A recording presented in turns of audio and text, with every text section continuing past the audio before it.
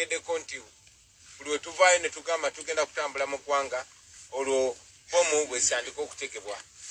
Bomu zaali tezitegebwa naye bwe twatandika okutambula mu ggwanga ne batandika okulangirira ezibomu bwe bazitega bwe bazitegulula.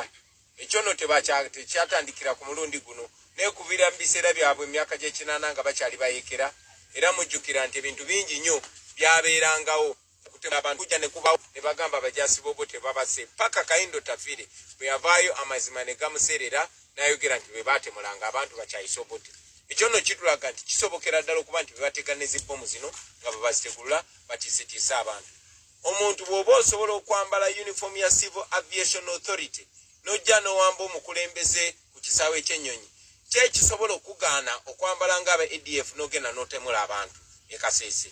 Ekyo nno njagala bannayuganda batandikirawo okufumiitiriza bamanye terrorist omutuufu yaani era baani abadde batemula abantu bano.